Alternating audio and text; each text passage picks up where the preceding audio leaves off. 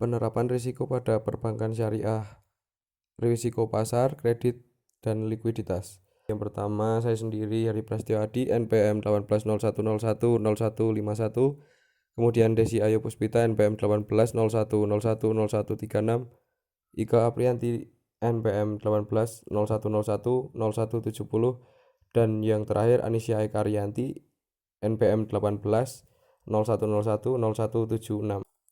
Untuk yang pertama yaitu pengertian perbankan dan manajemen risiko. Manajemen risiko dapat didefinisikan sebagai suatu metodologis dan sistematis dalam identifikasi, kuantifikasi, menentukan sikap, menentukan solusi, serta melakukan monitor dan melaporkan risiko yang berlangsung pada setiap aktivitas ataupun proses. Manajemen risiko adalah mengidentifikasi, mengukur, memantau, dan mengendalikan jalannya kegiatan usaha bank dengan tingkat risiko yang wajar secara terarah, terintegrasi, dan berkesinambungan. Manajemen risiko adalah suatu bidang ilmu yang membahas tentang bagaimana suatu organisasi menerapkan ukuran dalam memetakan berbagai permasalahan yang ada dengan menempatkan berbagai pendekatan manajemen secara komprehensif dan sistematis. Ya, selanjutnya Bank Islam harus memulai mengelola risikonya, mulai dari menetapkan tujuan dan strategi manajemen risiko, mengidentifikasi risiko, mengukur risiko, memitigasi risiko, dan melakukan monitoring serta pelaporan terhadap implementasi manajemen risiko yang dilakukan.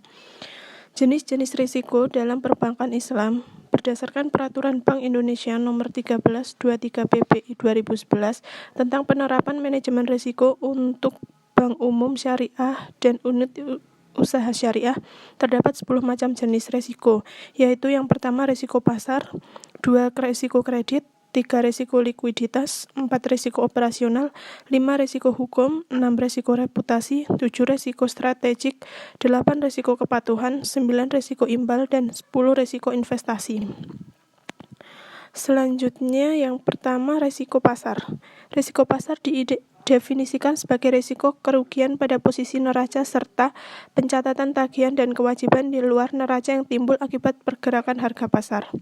Variabel pasar antara lain adalah suku bunga, nilai tukar, risiko komoditas, dan risiko ekuitas. Risiko pasar ini dapat berupa perubahan nilai dari aset yang dapat diperdagangkan atau disewakan.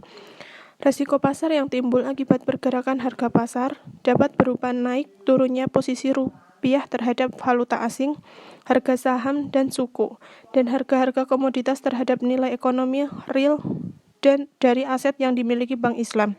Apapun asetnya, Bank Islam akan menghadapi risiko ini ketika aset yang dimiliki Bank Islam tidak dipegang hingga jatuh tempo, namun hanya dipegang hingga periode waktu tertentu. Untuk terkena dampak risiko pasar, Bank Islam tidak harus terlibat dalam aktivitas transaksi aktif. Dalam posisi pasif sekalipun, bank dapat terkena dampaknya seperti pada risiko nilai tukar mata uang. Risiko pasar muncul akibat dari bank yang mengalami kondisi pertama, telah terjadi perubahan instrumen pasar dari aset bank. Yang kedua, terjadi gejolak dan perubahan likuiditas pasar. Yang ketiga, neraca bank terdapat long atau short position pada rekening falasnya. Dan yang keempat, terhadap gap antara tingkat sensitif aset dan tingkat sensitivitas hutang. Risiko pasar dapat diklasifikasikan menjadi 2. Yang pertama, general market risk atau risiko pasar secara umum, dan yang kedua, specific market risk atau risiko pasar secara spesifik. Yang pertama, general market risk ini dialami oleh seluruh perusahaan yang disebabkan oleh suatu kebijakan yang dilakukan oleh lembaga terkait yang mana kebijakan tersebut mampu memberi pengaruh bagi seluruh sektor bisnis. Contohnya pada saat bank sentral suatu negara melakukan kebijakan take money policy atau kebijakan uang ketat dengan berbagai instrumennya seperti menaikkan suku bunga BI rate. Yang termasuk dalam general market risk ini adalah risiko gejolak suku bunga, risiko perubahan nilai saham, risiko gejolak nilai tukar falas, dan risiko perubahan nilai komoditas. Yang kedua, ada specific market risk, adalah suatu bentuk resiko yang hanya dialami secara khusus pada satu sektor atau sebagian bisnis saja tanpa bersifat menyeluruh. Nilai tukar yang merepresentasikan tingkat harga pertukaran dari satu mata uang ke mata uang lainnya dan digunakan dalam berbagai transaksi, antara lain transaksi perdagangan internasional, turisme, investasi internasional, ataupun aliran uang jangka pendek antar negara yang melewati batas-batas geografis ataupun batas-batas hukum. Setiap mata uang suatu negara memiliki harga yang dinyatakan dalam mata uang negara lain. Pada sistem kurs bebas, apabila mata uang menguat disebut apresiasi, dan jika mata uang melemah disebut depresiasi. Resiko kredit atau sering disebut pembiayaan bermasalah dapat diartikan sebagai resiko kerugian sehubungan dengan pihak peminjam yang tidak dapat dan tidak mau memenuhi kewajibannya untuk membayar kembali dana yang dipinjamkannya secara penuh pada saat jatuh tempo atau sesudahnya. Resiko kredit dapat terjadi pada yang pertama ada aktivitas pembiayaan, reasuri dan investasi, serta pembiayaan dan perdagangan. Yang kedua, kegagalan klien untuk membayar kembali murabah installment. Yang ketiga, kegagalan klien untuk membayar repayment schedule ijrah. Yang keempat, kegagalan klien untuk membayar kembali repayment schedule istisna. Yang kelima, kegagalan klien untuk mengirimkan komoditi yang sudah dibeli, dan lain sebagainya.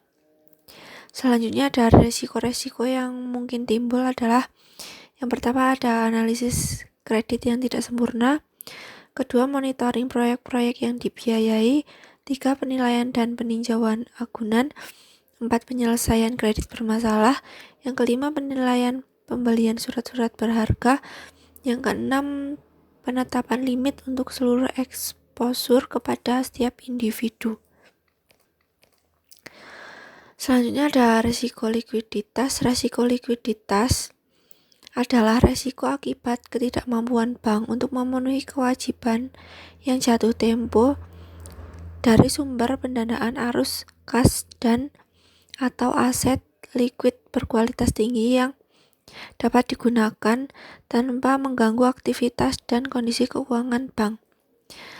Resiko likuiditas ini sendiri pada umumnya berasal dari dana pihak ketiga, aset-aset dan kewajiban pada counterparties adalah rasio antara seluruh jumlah kredit yang diberikan bank dengan dana yang diterima oleh bank. Rasio keuangan yang digunakan sebagai proksi terhadap nilai suatu resiko likuiditas adalah loan to deposit ratio atau LDR, sedangkan bank syariah financing to deposit ratio atau FDR.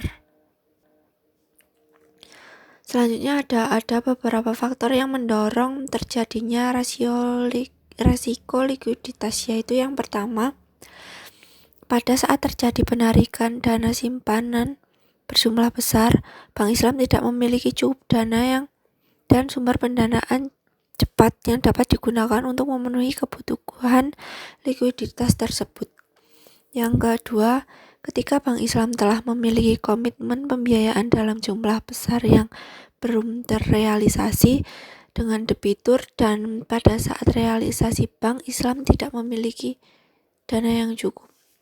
Yang ketiga, terjadi penarikan simpanan yang cukup besar dari Bank Islam tidak dapat memiliki aset yang dapat segera dicairkan untuk memenuhi kebutuhan likuiditas nasabah. Yang terakhir, terjadinya penurunan besar-besaran terhadap nilai aset yang bank miliki yang memicu ketidakpercayaan nasabah sehingga menarik dana simpanannya di bank. Selanjutnya akan dijelaskan oleh Anisha. Untuk yang selanjutnya yaitu faktor-faktor yang meningkatkan resiko likuiditas diantaranya. Yang pertama, penurunan kepercayaan terhadap sistem perbankan. Yang kedua, penurunan kepercayaan terhadap suatu bank. Yang ketiga, ketergantungan kepada deposit inti.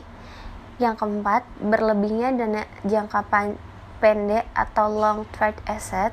Dan yang kelima, keterbatasan secara syariah pada aset securitization karena pembatasan untuk menjual utang.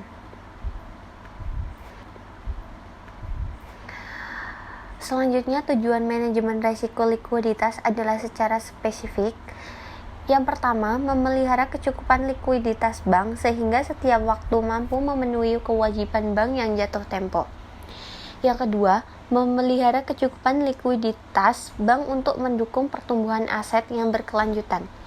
Yang ketiga, menjaga likuiditas bank pada tingkat optimal sehingga biaya atas pengelolaan likuiditas berada dalam batas yang dapat ditoleransi. Dan yang terakhir, menjaga tingkat kepercayaan nasabah terhadap sistem perbankan. Terima kasih.